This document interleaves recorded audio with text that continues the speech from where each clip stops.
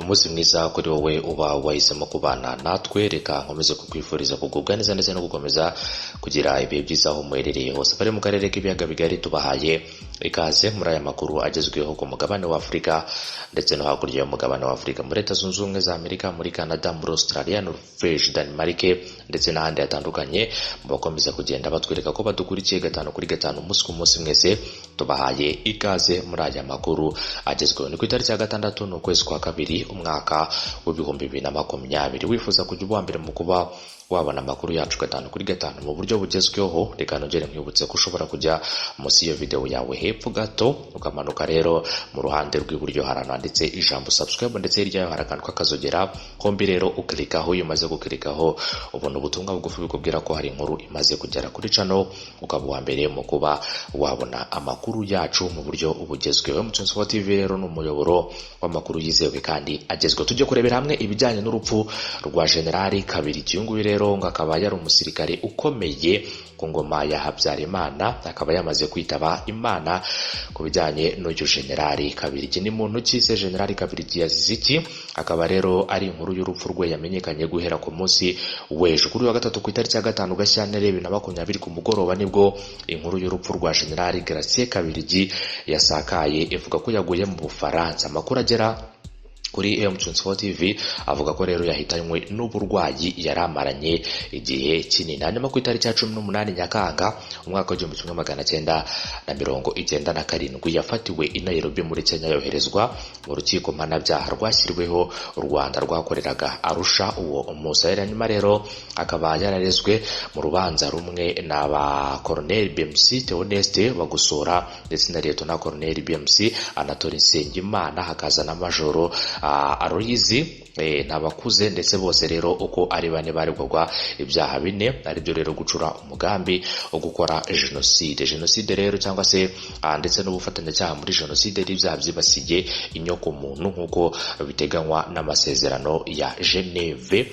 Abari amasezerano rero yakomezaga kugenda agaruka kuri ibyo byose bigiye bitandukanye. Agejejwe rero imbere y'urukiko bwa mbere ku itariki ya 17 Gashyantare umwaka wa 1998.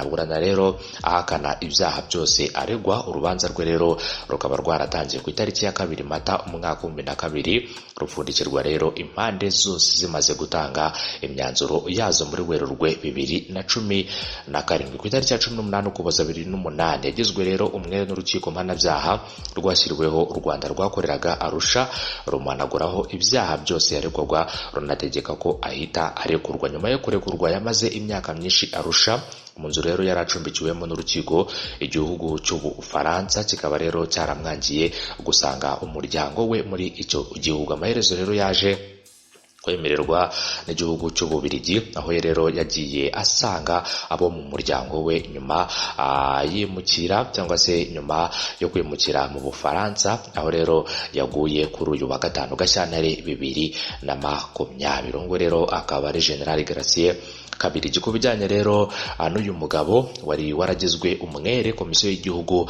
yo kurwanya jenoside CNRG cyangwa se CNRG Suri, ikaba rero yaravuze ko abantu bagizwe abere n'urukiko mpuzamahanga rwari rero rwarasinyiriweho cyangwa se rwari rwarashyiriweho u Rwanda ICTR bataha rero cyangwa se bataha bagafasha abandi banyarwanda kubaka u Rwanda aho guhitamo kujya kuba mu bindi bihugu. Abantu rero basaga 10 bari baragizwe abere cyangwa se barakatiwe, hanyuma rero bakarangiriza igihano byabo. Bari baracumbikiwe Arusha muri Tanzania ahahoze icyicaro cya ICTR mbere yuko rero ifunga imiryango. Abo ngabo rero bakaba bari bagizwe na Prosper Mugiraneza, hakaza Justin Mugenzi, Prote Zigira Nyirazo, hakaza François Xavier Nzuwonemeye cyangwa se Nzuwonemeye, hakaza Andrea Ntagerura, Kasumiri Bizimungu, Gratien Kabiligi, Jerome Bicamumaka, Auguste Ndiriyimana, Anatole Nsengiyumva na Tarisisi Muvunyi. Gusa rero amakuru yaherukaga yavuga ko Ghana ashakaga rero kwakira bari cyangwa se igihugu cya Ghana kikaba cyarashakaga kwakira babiri muri abo ngabo. Icyo gihe rero umunyamabanga nshingwabikorwa wa CNRG Dr Bizimana Jean Damascene yavuze ko rero azi ayo makuru ya Ghana, ariko akavuga ko rero abantu barangije ibihano byabo badafite ikindi bakurikiranyweho rero badakwiye kugira ubwoba bwo gutaha iwabo.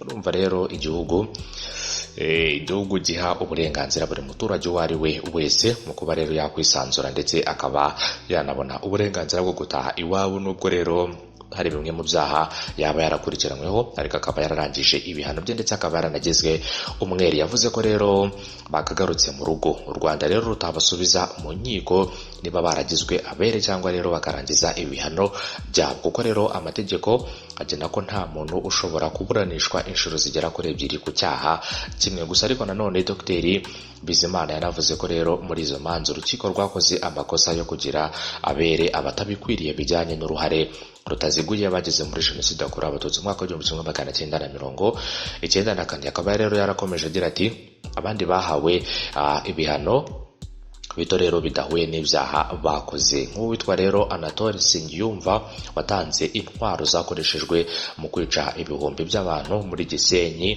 na Nyundo, niwe rero warushinzwe gutoza interahamwe mu cyitwaga Komine Rouge. Nsengimana rero wari umusirikare mukuru mu ngabo muri ako gace rero akaba yarakatiwe imyaka 15 aza kurekurwa mu buryo bumwe na General Augustine cyangwa se witwa Ndindiriyimana wafunzwe imyaka 12 akarekurwa muri Gashyantare 2014 ubwo urugereko rw'ubujurire rwamuhanaguragaho ibyaha byose. Muri Gashyantare 2014 uyu Ndindiriyimana rero yagizwe umwere ku cyaha cya jenoside. Muri icyo gihe rero akaba yaranasanzwe ari hanze kuko igifungo cye cyanganaga rero n'imyaka yari amaze muri gereza ategereje kuburanishwa, kugira ngo rero bakaba baraje guhitamo kumurekura muri Gashyantare mu mwaka wa 2014.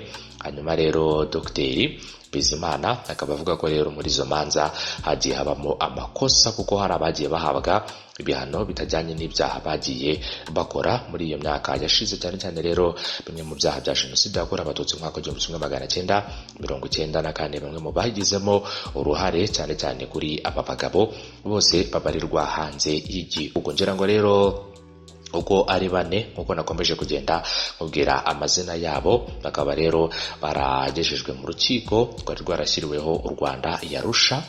Hanyuma rero nakubwiye amazina yabo, harimo Theoneste Bagosora, harimo rero uwitwa Anatole Nsengiyumva, hakaza rero Majoro Aloyizi Ntabakuze, ndetse hakiyongeraho n'uyu Gratien Kabiligi, akaba rero ari bamwe mu bari bakurikiranyweho ibyo byaha. Gusa akaba yaraje kugirwa umwere ndetse rero aza no kurekurwa. Gusa rero akaba yaragizwe umwere ku itariki ya 18 Ukuboza 2008, akaba yaragizwe umwere n'urukiko mpanabyaha rwashyiriweho u Rwanda rwakoreraga Arusha. Hanyuma rero nyuma yo kugirwa umwere bakaba baramwangiye ko yasubira gusura umuryango we. Gusa rero kera kabaye akaba yaraje kugana mu gihugu cy'Ububiligi, akaba rero yaguye mu gihugu cy'Ubufaransa nyuma yo kuhimukira kuri tariki ya 5 Gashyantare 2020. Ku munsi w'ejo akaba aribwo yitabye Imana azize uburwayi. Nyakwigendera rero Imana imwakire mu bayo, ndetse rero urumva ko igihugu ntako kitari cyagize kugira ngo kibahe ikaze kuri buri muntu wese rero wagizwe umwere cyangwa se wahanaguweho ibyaha ndetse banarangije igihano kuri aba bantu bose. Mu bagizwe abere nakubwiye amazina y'abo bagabo bose rero bari baragizwe abere uko ari 10. Akaba rero harimo Prosper Mugiraneza, hakaza Justin Mugenzi, hakaza Prote Zigiranyirazo, hakaza Francis Vier Nzonemeye, hakaza Andrea rero Ntagerura, Kazimiri Bizimungu, Gratien Kabiligi, ndetse na Jerome Bicamumaka, Augustine Ndindiriyimana, Anatole Nsengiyumva na Tarisisi Muvunyi. Abo ngabo rero akaba bamwe mu bagizwe abere. Igihugu cya Ghana nacyo kikaba cyaremeye kwakira babiri muri abo ngabo, kikaba rero cyari cyaremeye kubakira, ndetse na Dr Bizimana Jean Damascene akavuga ko rero ibyo byose abizi ku bijyanye rero n'igihugu cya Ghana nk'uko yakomeje kugenda abigaruka. Ngira ngo rero reka tubashimire mwese twabanye muri iyo nkuru. Nakunde rero ni inkuru y'akababaro twari turimo turagenda tukugezaho, ariko rero nyakwigendera akaba yaje kwitaba Imana azize uburwayi nk'uko twakomeje kugenda tubigaruka mu muryango we ndetse n'abandi mu bamuzi. Komeze kwihangana, ikindi kandi rero Nyagasani yakomeze kumworohereza ndetse no kumuha iruhuko ridashira ku bijyanye n'uyu mugabo wamaze kwitaba Imana. Reka mbashimire cyane rero bakomeje kugenda mubana natwe, mukomeze mukore kuri subscribe, mujye munsi iyo video yanyu mukore kuri subscribe ndetse munanyiganyeza kazogera kugira ngo mujye wa mbere mu kuba mwabona inkuru zacu tugenda tukugezaho 5 kuri 5 ku muyoboro w'amakuru yizewe kandi agezweho 5 kuri 5. Turabashimiye cyane rero, mukomeze kunogerwa na gahunda zacu, amakuru n'ibiganiro tuba twaguteguriye. Mukomeze kugira umunsi mwiza, hanyuma inkuru zacu nakagaruka mu makuru arabagezweho mu isaha iri imbere, aho turi buze kuza turebera hamwe n'andi makuru agiye atandukanye mu yo turaza kuba twaguteguriye. Bye bye rero, mukomeze kugira ibihe byiza, munakomeze kunogerwa na gahunda zacu. Ndabashimiye cyane rero ku channel ya M24 TV, amakuru yacu nakagaruka. Reka dukomeze kubifuriza kugubwa neza ndetse no gukomeza kugira ibihe byiza kuri wowe uba wahisemo kubana natwe mu nkuru zacu tugenda tukugezaho 5 kuri 5 umunsi ku munsi. Reka rero mbashimire umunsi mwiza kuri mwese. Bye bye, mugire ibihe byiza.